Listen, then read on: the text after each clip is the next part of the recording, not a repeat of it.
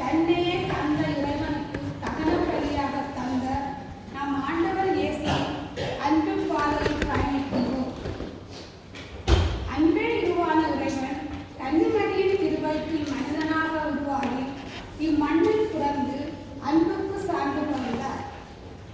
ஏழு எளியவர்களுக்கு தன் வாழ்வை முழுமையாக அர்ப்பணித்து அவர்களின் விடுதலைக்காக உழைத்தார். உன்னை அன்பு செய்வது போல உனக்கு அடுத்திருப்பவரையும் அன்பு செய்வாயாக என்று அறைகூவல் விடுத்தார்.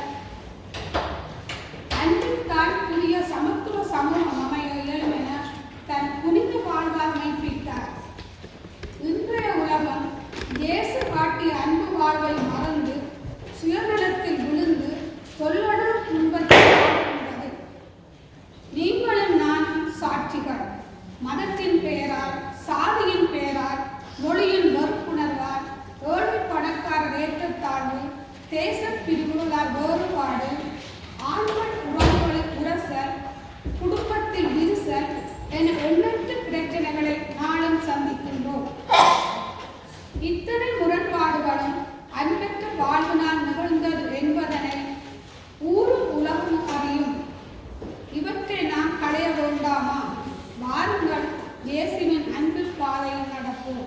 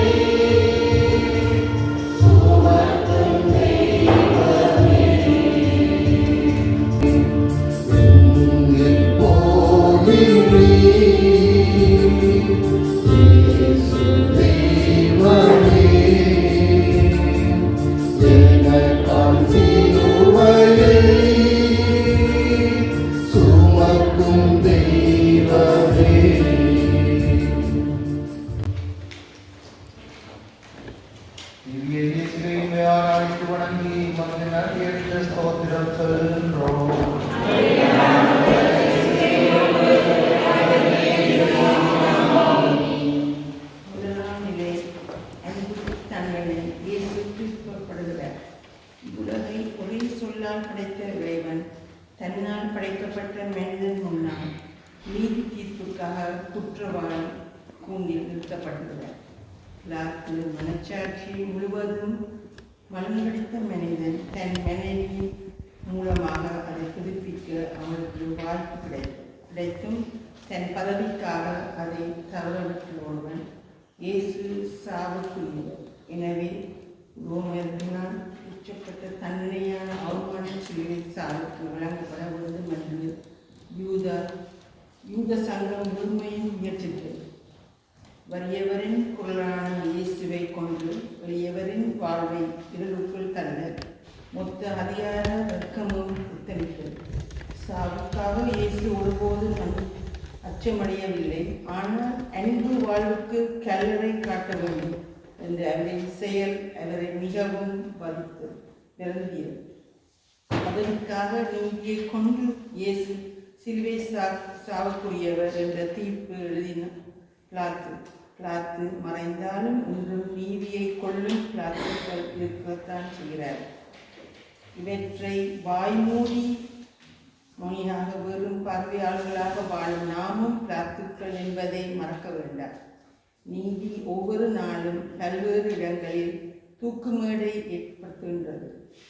நமது அறைகூவல் என்ன? ஏழைகளுக்காக நமது மனம் இறங்குகிறதா?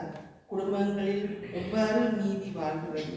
இயேசுவின் சிலுவை மரணத்துக்காக கிளம்பும் நாம் அநியாயமாக தண்டிக்கப்படுவதற்காக குரல் கொடுக்கின்றோமா? இல்லை, அவர்களுக்காக ஆதங்கப்படுத்துகின்றோமா? சிந்திப்போம்.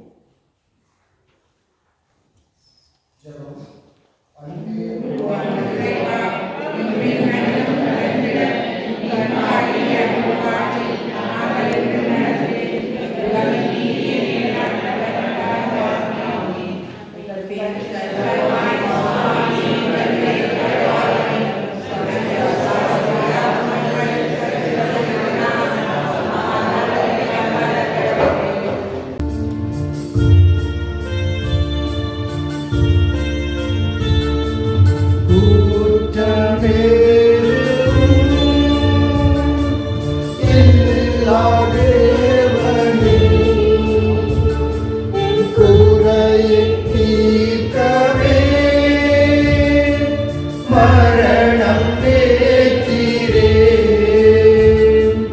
சுமத்தும் தோற்றத்தை சுமக்கள் அருள்தாரும் பிறர் சுமத்தும் குற்றத்தை சுமக்கள் அருள்தாரும். இயேசுவே உம்மை ஆராதித்து வணங்கி உமது அறிந்த ஸ்தோத்திரம் சொல்லுகின்றோம்.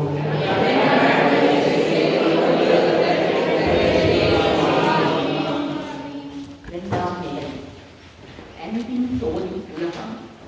இயேசு சிலுவை சுமத்தப்படுகிறார். தன்னையே இறைவனின் மகன் என்று சொல்லிக்கொண்டு இறைவனுக்கு இழுத்துச் சேர்த்தவன் என்று குற்றச்சாட்டுக்கு ஆளாகி சிலுவை மரணத்தை பெற்றார் இயேசு. மாசற்ற இயேசுவின் தோளில் பாரமான சிலுவை சுமத்தப்பட்டது. ஆம், உலகத்தின் பாவம் அனைத்தும் மருமகனின் தோளில்.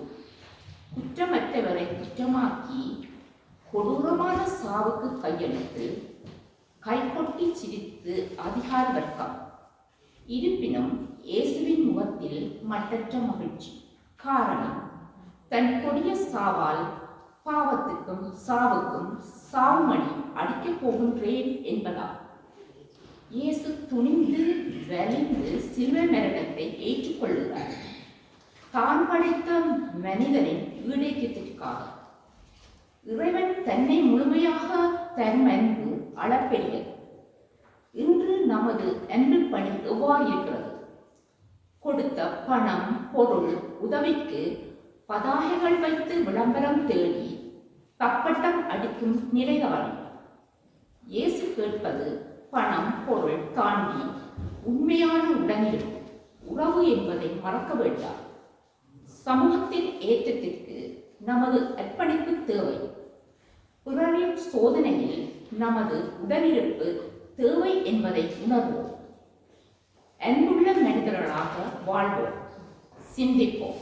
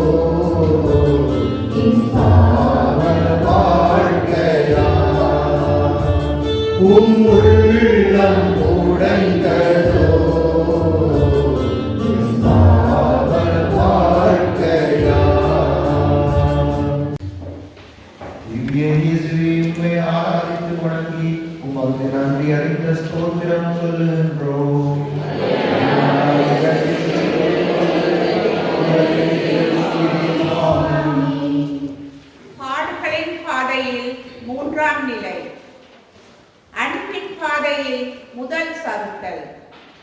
இயேசு முதல் முறை கரையில் விழுகின்றார். இயேசுவுக்கு இருப்பது தோல்வியோ அல்லது உடல் வலியோ அல்ல, மாறாக மனவலி. மனிதரின் மாறாத குணம் தரும் மனவலி அன்பு.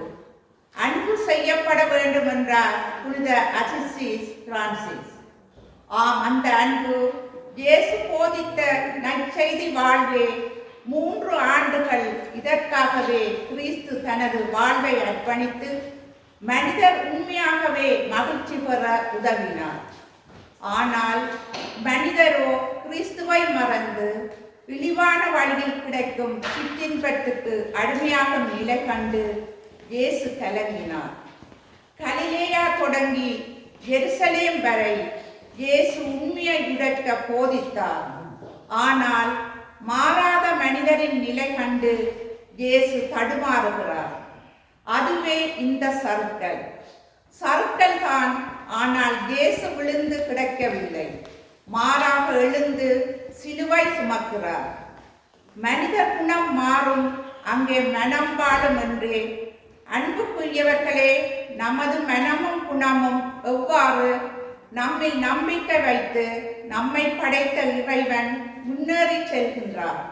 நாம் பிறரின் வழியை போக்க துணை செய்கின்றோமா அல்லது பிறருக்கு வழியை ஏற்படுத்துகின்றோமா? இன்றைய உலகம் காயங்கள் நிறைந்து காணப்படுகின்றது. அக்காயங்களை குணமாக்குவது யார்? நாம் தான். நம் நம்பிக்கையில் என்பதை இயேசுவின் பயணம் நமக்கு உணர்த்துகிறது. நாமும் விழுந்து கிடக்காமல் எத்தனை இடர்பாடுகள் வந்தாலும் எழுந்து நடப்போம். காயமற்ற சமூகத்தை அமைக்க வலு சேர்ப்போம். சுபம். நம்பிக்கையான இறைவா, எங்கள் வாழ்க்கை பாதையில் நாங்கள் சோர்வடையாமல் சென்றிட வருகிறார்.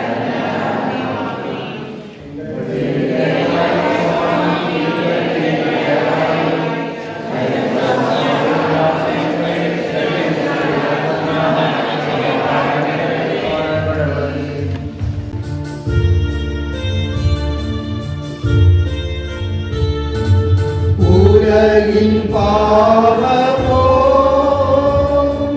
சிலுவை வடிவிலே நீ தோளில் சுமக்கவே தளர்ந்து வீழ்ந்திரே. உம் பாவச் சுமையினால் உள்ளம் உடைந்ததோ, உம் பாவச் சுமையினால் உள்ளம் உடைந்ததோ. திவ்ய இயேசுவே, உம்மை ஆராதித்து வணங்கி உமக்கு நன்றி அறிந்த ஸ்தோத்திரம் சொல்லுகிறோம்.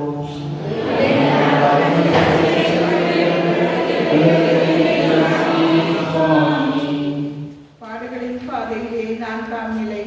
இயேசு தன் தாயை சந்திக்கின்றார். ஆண்டவர் இயேசு தனது அன்பு தாய் புனித மரியன்னையை சந்திக்கின்றார். இது 2 உயிருள்ள அன்புகளின் சந்திப்பு.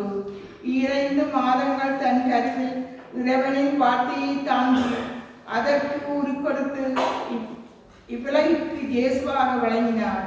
கருவிலும் கரத்திலும் மார்பிலும் போற்றி வளர்த்த மகன் கொடிய வாதைக்கு உள்ளாகி சிலுவை சுமந்து குற்றவாளியாக ஊர் தூற்றும் நிலை கண்டு அன்னை மரி பதறுகிறார். கண்ணீர் கடலாய் நிற்கும் தன் அன்பு தாயின் கரம் பற்றியவாறு இயேசு. அங்கு வார்த்தைகள் இல்லை, கண்கள் மட்டும் ஆறுதலை பரிமாறிக் கொள்கின்றன. ஆனால் அதுதான் இறைவனின் திட்டம் என அறிந்து அனைத்தும் மனதில் பொதிந்து பொங்கி அழுகின்றார் அன்னை மரியா. மகனின் பயணம் ஒரு அன்பு பயணம் என புரிந்து அன்னை மரியா ஆறுதல் அடைகின்றார். இன்று பல தாய்மார்கள் கண்ணீரோடு இருக்கின்றனர். இவர்களின் கண்ணீருக்கு இயேசு போல அன்பு பயணங்கள் அல்ல, மாறாக தடமுரண்ட மனித வாழ்வால் மது, மாது, பணம், தீவிரவாதம், திருட்டு என வாழ்வை இழந்திருக்கும் பிள்ளைகளின் நிலை கண்டு இன்று பல பெற்றோர்கள் தங்கள் பிள்ளைகளுக்கு படிப்பு மற்றும் பல ஏற்றங்களை தர முயற்கின்றார்கள். ஆனால் கடவுள் மனச்சாட்சி, அன்பு வாழ்வு என்று எதையும் தர மறுக்கின்றனர். விளைவு சமூகத்தில் கரை படித்த மனிதர்களை உருவாக்குகின்றனர். இங்கு தேவை இயேசுவின் வழி நடக்கும் மனிதர்கள். தாய்மார்களே, இதை அன்னை மரியாவிடம் கற்றுக்கொள்ளுங்கள். செபம்.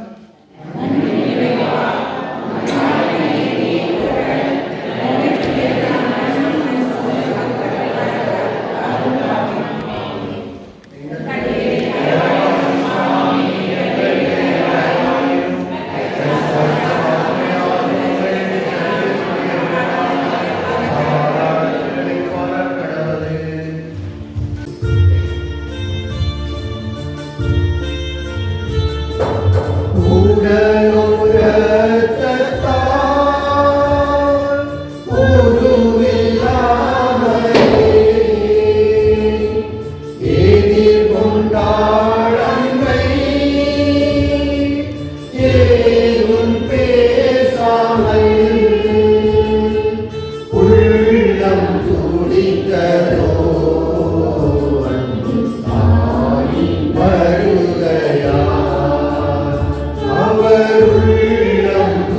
அறிவித்ததோ அன்பு தாயின் வருகையால். இயேசுவே, உம்மை ஆராதித்து வணங்கி உமக்கு நன்றி அறிந்த ஸ்தோத்திரம் சொல்லுகின்றோம்.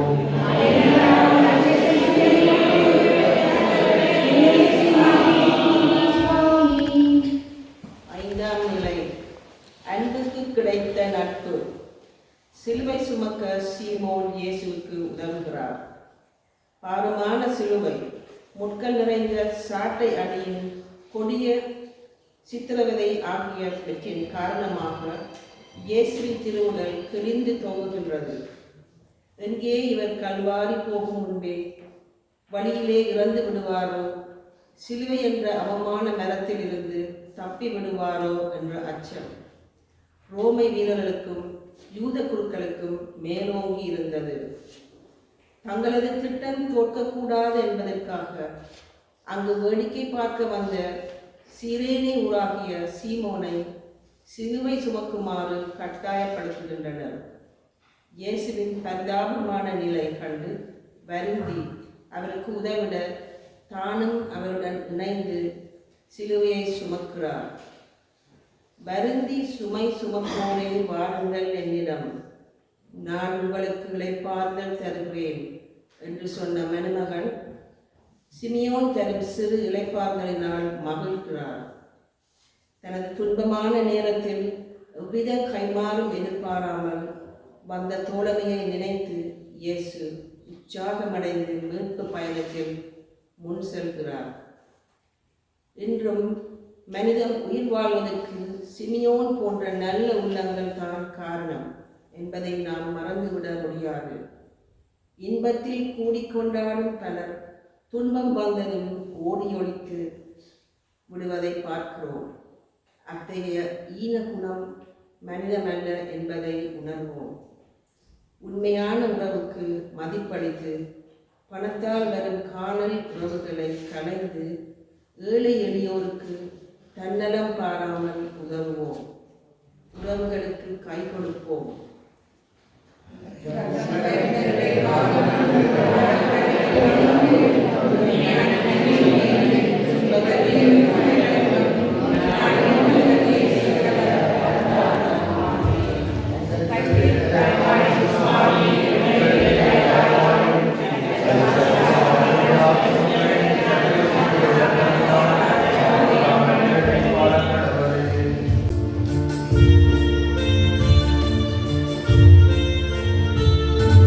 மனித வாழ்க்கையை உயர்த்தும் சிலுவையை மறுக்க முடியாமல் சீமோன் வருந்தி சுமந்தாரே. அன்பு பணியிலே இறைக்க அருள் செய்வீர். அன்பு பணியிலே நிலைக்க அருள் செய்வீர். திவ்ய இயேசுவே, உம்மை ஆராதித்து வணங்கி உமக்கு நன்றி அறிந்த ஸ்தோத்திரம் சொல்லுகின்றோம்.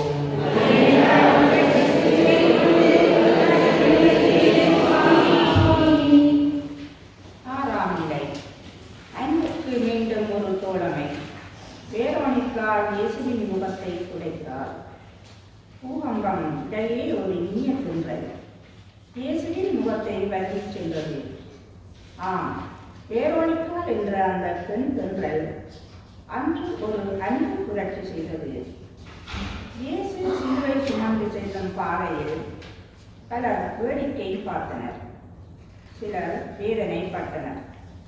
ஆனால் யாருக்கும் இயேசுவுக்கு உதவ வேண்டும் என்ற துணிச்சல் இருக்கவில்லை. அந்த புரட்சி பெண் வேரோனிக்கால் அதை செய்து முடித்தார். ரத்தம் புழுதி படிந்த இயேசுவின் முகத்தை வேரோனிக்கா துடைத்தார்.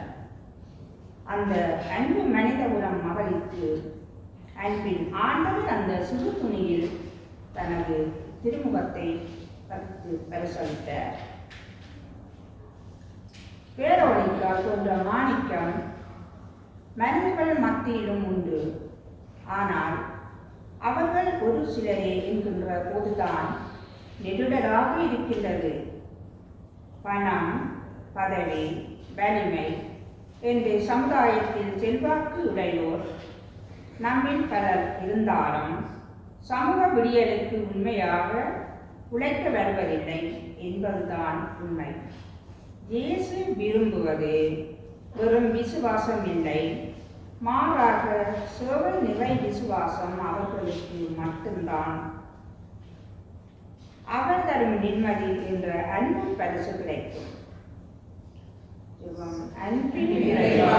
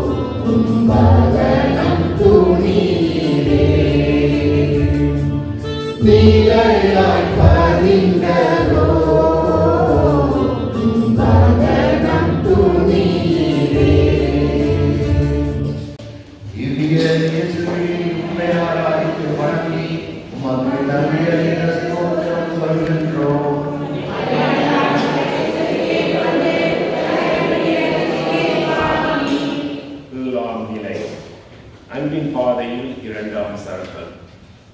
இயேசு இரண்டாம் முறை கீழே விழுகின்றார். யானைக்கு அடி சறுக்கும் என்பார்கள், இங்கு இறைமகனுக்கே அடி சறுக்குகின்றது. மீண்டும் ஒரு முறை இயேசு சிலுவையின் பாரத்தால் தான் படைத்த மண்ணில் சாய்கின்றார். அவர் தடுமாறவில்லை, ஆனால் நமது நயவஞ்சகத்தால் புழுதியில் தள்ளப்படுகின்றார். மனிதரின் குணம் கண்டு படைத்தவன் கலங்குகின்றார். தாம் மாந்தருக்கு வழங்கிய முழு சுதந்திரத்தை தனது சுயநலத்திற்காக பயன்படுத்தும் நிலை கண்டு வருந்துகின்றார். மனிதர் இறைவனின் சாயால் என்பதை மறந்து அவர்களை கொத்து கொத்தாக கொள்ளும் மனிதம் இழந்தோரை நினைத்து துடிக்கின்றார். உலகம் செல்லும் பயங்கர பாதை மனிதரை மனிதர் பழிவாங்கும் பாதை. மக்களை ஏமாற்றி நடக்கும் எண்ணற்ற ஊழல்கள், மனிதரிடையே ஒற்றுமையின்மை, சீரழிவுகளை போக்க மனமில்லாமை, பெண்ணடிமை, குடும்பத்தில் அன்பின்மை, இறைவனை மறந்து வாழும் கொடிய நிலைமை ஆகிய கொடிய மனித சீரழிவுகளை நினைத்து பதறித்தான் இயேசு இங்கே விழுகின்றார். இன்று விழுந்து கிடப்பது இயேசு அன்று. சமூகம் என்பதை நாம் உணர வேண்டும். இதை சரி செய்வது இயேசுவின் சீடர்களாகிய நாம் தான். இன்றைய பல சிக்கல்களுக்கு காரணமாக இருப்பது நமது தடித்த வார்த்தைகள் தான். நமது நாவை காப்போம், மனிதரின் நலனை காப்போம், குடும்பத்தில் உள்ள சிக்கல்களை களைவோம், ஒருவர் ஒருவருக்கு மதிப்பளித்து குடும்ப ஒற்றுமையை போற்றுவோம். ஆண்டவரின் வார்த்தையை அன்னை மரியை போல உள்ளத்தில் நிறுத்தி இல்லத்தில் வாழ்ந்து சமூகத்திற்கு எடுத்துச் செல்வோம்.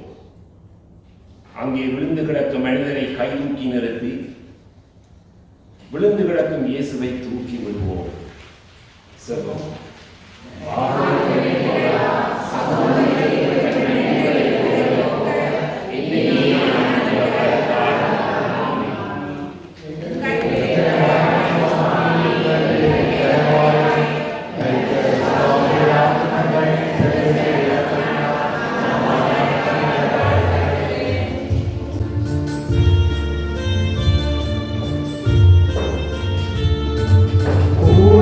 We